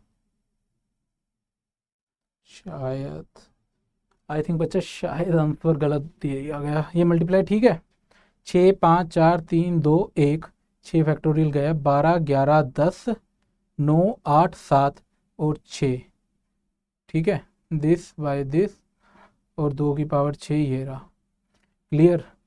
तो 6 और 2 12 गया, 5 10 2 पे गया, 4 और 8 2 पे गया, 3 अच्छा ये 2 आएगा, देख रहे हो। नहीं नहीं सॉरी सॉरी, 3 और 3 9 ही, तो क्या कर रहा हूँ मैं अभी, ये आपका 3 पे ही गया। और यहाँ पे 2 की आपकी बेसिकली पावर 4, ये आया 16 और ये आपका आ गया 11 गुना 3 गुना 7, तो 21 21 231। बच अब फिर वो गलती से टाइप हो गया, फिर टाइपो मिस्टेक है ये हमारा, ठीक है। आंसर वहाँ पे गलत गिवन है। 7 4 247 is the correct answer. 247। Sorry for the mistake. अगर एक और बार मैं मेरे पास अभी ये आई थिंक 247 ही आएगा। मैं इसको कंफर्म करके भी बता दूंगा चाहिए नेक्स्ट क्लास में वैसे, बट हमने कैलकुलेशन सही किया, 247 ही। चलिए आगे चलते हैं। ये है आपका आखिरी problem. Let A B C D be a parallelogram with angle B A, light तो इतनी ज़्यादा है ना कि B A D less than 90। अच्छा, बेसिकली ये एंगल 90 से कम है। एक सर्कल है tangent to the sides D A B B C. D A, अच्छा एक सर्कल यहाँ पे टेंजेंट है डी ए बी यहाँ पर, बी सी यहाँ पर टेंजेंट है, ठीक है। At the points at the point P and the Q with, ठीक है, पी और क्यू पर ए पी आपका ए क्यू से कम है, वो दिख भी रहा है हमें। सपोज दैट ए पी 3 है, ए पी मेरा 3 है ये वाला, और पी क्यू मेरा 9 है, ये मेरा 9 है, और क्यू सी मेरा 16 है, क्यू सी मेरा 16 है। वाह कितने अच्छे बच्चे हैं, पूरा का पूरा डायगनल ही बता दिया हमें। तो 12 26 बेसिकली 28 का डायगनल है आपका पूरा। आपको ए बी सी डी का जो एरिया है ना, बेसिकली पैलोग्राम का एरिया, वो एम रूट एन की फॉर्म में आ जाएगा। एम रूट एन की फॉर्म में अगर वो आ जा रहा है बेसिकली एरिया, तो ठीक है। एरिया कैसे निकालेंगे पैलोग्राम का? Base into height. तो बेसिकली या तो एक पूरी कोई बेस मिल जाए, ठीक है, और हाइट मिल जाए, ओके। और एम प्लस एन बताना है, और सिंपल ये कि ये प्राइम नंबर नहीं है वो है, ठीक है। क्या किया जाए, क्या किया जाए? सबसे पहले तो लेट से इसका सेंटर है ओ, ये आपका जो सर्कल है ना इसका सेंटर ओ है। ओ से यहाँ पे मैं थोड़ा सा बीच में बना रहा हूँ कि ये आपका सेंटर है, ठीक है। और इस पॉइंट को मैंने बोल दिया बच्चा T1, ये टेंजेंट के बेसिकली पॉइंट्स है, तो दैट्स वाई ये वाले पॉइंट को मैंने T2 बोल दिया, और इसको मैंने T3 बोल दिया। क्लियर? T1 T2 T3 हमने ये कह दिया। अगर मैं ध्यान दूं तो इसकी जो रेडियस है सर्कल की R है, और सिमिलरली ये अब फिगर में आपको दिख रहा है ये पूरा R है। अगर आप ध्यान दें तो ये जो पैरेललोग्राम है ना, ये इसकी हाइट बन चुका है, तो बेसिकली 2R हाइट का पैरेललोग्राम है आपका ये, ठीक है, ये आ गया।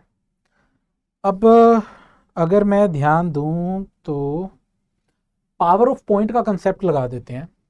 तो पावर ऑफ पॉइंट का कंसेप्ट क्या कहते हैं कि ए टी थ्री का स्क्वायर किसके बराबर होगा? ए टी टू के स्क्वायर के, T2 का स्क्वायर, और वो किसके बराबर होगा? A P into A Q. ये आ गया A P into A Q. I hope आप फैमिलियर हैं इससे। ए पी आपका है 3, ए क्यू कितना है ध्यान रखना, ये पी क्यू 9 है, तो ए क्यू आपका 12 है, 9 और 3 12। तो basically A T three A T two square था, तो ये आपका कितना है 36, और ये आ गया 6। तो यहां से मेरे पास थोड़ा कुछ डाटा आ गया। मेरे पास डाटा क्या आ गया कि ये मेरी 6 है और ये भी मेरी 6 है, इतना डाटा आ गया, ठीक है। और यहाँ पर मैं लगा नहीं मतलब ये मुझे पता है कि ये दोनों बराबर हैं, बट मैं फाइंड नहीं कर सकता। लेट से ये x है, ये भी x है, ओबियसली ये दोनों बराबर हैं, ठीक है। इसके बाद कुछ और डाटा है क्या? कोई बात नहीं। अब यहां पर अगर मैं पावर ऑफ पॉइंट लगाऊं CT1 का स्क्वायर, यहां पर देखो CT1 का स्क्वायर किसके बराबर होगा? C into Q that is 16, C into ये आगे कहां पे जा रहा है? P पर, C इंटू P, तो 16 और 9 25। तो यहां से CT1 मेरे पास कितना आ गया, तो ये 4 इंटू 5 दैट इज 20। तो CT1 मेरा 20 आ गया। समझ रहे हो? ठीक है। अब ABCD तो आपका पैलोग्राम है ना, तो अगर ये 6 प्लस एक्स है तो ये भी तो 6 प्लस एक्स होगा। ठीक है। अब ऊपर वाला अगर 20 प्लस एक्स है तो नीचे वाला भी 20 प्लस एक्स होगा, लेकिन 6 तो ये आ गया, तो मतलब बाकी बचा 14 प्लस एक्स हो गया। ये बन गया 20 प्लस एक्स, 20 प्लस एक्स। ठीक है। तो अगर मेरा एक्स फाइंड आउट हो जाता है, एक्स फाइंड आउट होने से क्या होगा कि मेरे पास बेस आ जाएगा। ठीक है। और हाइट मैं फिर आर की टर्म्स में देखता हूँ, निकाल ही लूंगा कुछ ना कुछ करके। तो अब काम हमारा बचता है कि एक्स कैसे निकाले। एक्स निकालने के लिए बेटा ऐसा करते हैं कि मैं यहां से एक परपेंडिकुलर घेरता हूं। परपेंडिकुलर घेरा, अगर मैं यहां से बेटा परपेंडिकुलर घेरता हूं तो फिर ये टोटल 6 है, ये वाला पार्ट x है, ये वाला पार्ट कितना आ जाएगा 6 माइनस एक्स। क्लियर? और ये परपेंडिकुलर हाइट के बराबर घेरा है मैंने। ठीक है। तो ये आपका बेसिकली 2r हाइट का है। और अगर मैं इसके अंदर पाइथागोरस लगाऊं, अभी अगले उस पर करते हैं, फिगर की हमें नीड है तो इसको हम रफ नहीं करेंगे, इन चीज़ों की हमें नीड नहीं है, इनको उड़ा देते हैं। तो बेसिकली ए बी इसके अंदर मैं पाइथागोरस लगा रहा हूँ। पाइथागोरस लगाऊंगा तो ये बना 6 प्लस एक्स का square is equal to 4r square plus 6 minus x का स्क्वायर। ठीक है। तो एक बात तो पता लग गई, अगर x आ जाता है तो r आ जाएगा। ठीक है। तो ठीक है, मतलब अब x मैं कैसे फाइंड आउट करूं। एक चीज देखो, मैं अगर यहां से परपेंडिकुलर घेरता हूं, ये बहुत इजी तरीके से आई थिंक हो जाएगा। फिर मैंने ये परपेंडिकुलर घेरा, क्या कोई बच्चा बता सकता है ये डिस्टेंस कितनी होगी? आपको पता होना चाहिए ये वाली डिस्टेंस और ये डिस्टेंस बराबर होगी। तो बेसिकली ये जो नीचे लिखा है ना, ये 6 माइनस एक्स ही होगा, और हाइट तो 2r की होगी। क्लियर? तो इसके अंदर हम क्या करें अब, इससे होगा क्या? ये चीज़ तो यहीं पे भी सेम ही थी, ये तो यहाँ पे भी है। अगर मैं देखूँ 6 प्लस एक्स का square is equal to 4r square और 60 माइनस एक्स। ठीक है। एक चीज़ आ गई मेरे पास। हम्म, एक सेकेंड।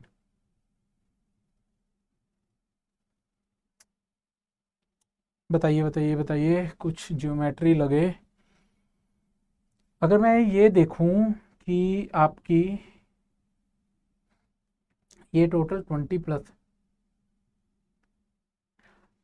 हम एक चीज बोल रहे हैं, अगर मैं ये छोटे ट्रायंगल पे ध्यान दे रहा हूं, थोड़ा सा बड़ा सोचो यार। बड़ा सोचते हैं, और ये जो ट्रायंगल है ना ए, और इसको मैंने मान लिया जेड, AZC, इस ट्रायंगल पे ध्यान दो, ट्रायंगल AZC। बस ऑब्जर्वेशन का ही खेल है भाई, सही बता रहा हूँ।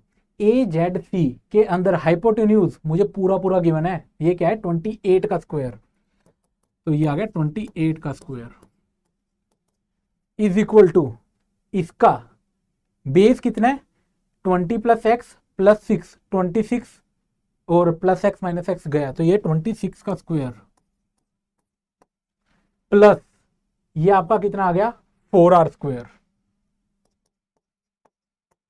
अगर आप ध्यान दें तो आपके पास r आ चुका है, हो गया क्वेश्चन। तो 28 स्क्वायर माइनस दिस करूंगा तो 2 इंटू इन दोनों का सम 4, एक carry 5, a plus b a minus b divided by 4, ये आ गया आर स्क्वायर। तो ये आ गया आपका 27। तो बेसिकली आर स्क्वायर आपके पास 27 आ गया। ठीक है। अब मुझे आर स्क्वेयर 27 आ गया और इसके अंदर पुट कर दे रहा हूँ मैं, तो ये आ गया आपके पास 6 + x का स्क्वायर 6 - x का स्क्वायर, तो दोनों का सम 12 और दिस माइनस दिस, तो ये आ गया 2x। क्लियर। और ये आ गया आपके पास डिवाइडेड बाय 4 और आर स्क्वायर कितना है आपका, आर स्क्वायर है आपका 27। ठीक है, तो ये आ गया, ये आया 2, ये आया 6, तो x आ गया आपके पास 3 के टेबल पे करूँगा तो 9/2, x आपके पास 9/2। अब मुझे क्या निकालना था, बेस इंटू हाइट से एरिया, तो बेस आपका कहाँ पे है, यहाँ पे कर दें छोटे से में। बेस है आपका बेसिकली 20 + x, तो ये आ गया, अलग कलर से दिखा दे रहा हूँ यार, यहाँ पे देख लो 20 + x कितना है 9/2, 20 + x, और हाइट है आपकी 2r, 2 × r कितना है, आर स्क्वेयर इतना है, तो रूट का ये बेसिकली 3√3, ये आ गया आपके पास, तो ये आ गया आपके पास 40 + 9 3√3, तो यह है 49 × 3 147 × √3। तो ये आपका किस फॉर्मेट में था, m × √n, तो m ये रहा n ये रहा, इन दोनों का सम पूछा था ना, तो सम पूछा था 150। चलिए, काफ़ी अच्छा क्वेश्चन था और आई होप आपको काफ़ी बढ़िया लगा होगा। आई थिंक ये लास्ट क्वेश्चन ही था, तो 11-12 क्वेश्चन थे हमारे, हमने सभी कर लिए। आई होप आपको मज़ा आया होगा और सभी सॉल्यूशन अच्छे से समझ आ चुके होंगे। अगर आपको कोई भी सॉल्यूशन समझ नहीं आया है या फिर कहीं जगह आपको लगा है कि सर आपने ये चीज़ गलत कर दिया है, फिर कुछ भी कमेंट के अंदर बताएं, ठीक है। और कमेंट के अंदर ये बताएं कि आपको कैसी लगी एक्सप्लेनेशंस, आपको मज़ा आया, इजी लगी, डिफ़िकल्ट लगी, या आपका कोई और मेथड है तो वो भी मुझे बताएं। और बताएं कि आपने इन्हीं मेथड से किया था, कर पाए थे, और सबसे पहले कि आप कितने क्वेश्चंस कर पाए थे। ठीक है, मेरे सॉल्यूशंस देखने से पहले आपने 11-12 जितने क्वेश्चन थे उसमें से कितने क्वेश्चन आप कर पाए थे खुद से, ठीक है। और शर्माने की बात नहीं है, ऐसा भी हो सकता है कोई बच्चों से क्या पता एक क्वेश्चन हुआ, क्या पता सिर्फ 2 हुए, या फिर क्या पता ना ही हुए, कोई बात नहीं, लिखो, स्ट्रीक मेंटेन करेंगे, लिखो डे 1 इतने क्वेश्चन हुए, डे 2 इतने क्वेश्चन हुए, कमेंट के अंदर सभी बच्चों ने लिखना है, सो दैट आपके नंबर ऑफ क्वेश्चन है ना, आप देखेंगे कि मेरे बढ़ते जा रहे हैं, कि मैंने पहले दिन सिर्फ 2 किए थे, अगले दिन 3 किए थे।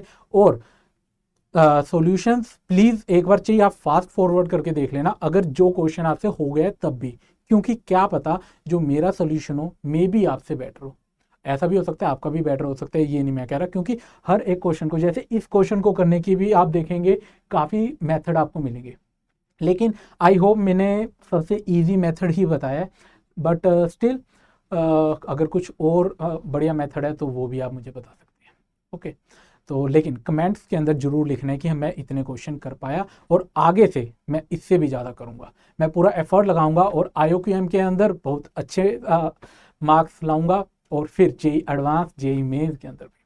ठीक है, चलिए, तो आज के लिए बस इतना ही बच्चों, मिलते हैं नेक्स्ट DPP डिस्कशन के अंदर, और DPP आपको मिलती रहेंगी, ठीक है, और टाटा बाय बाय।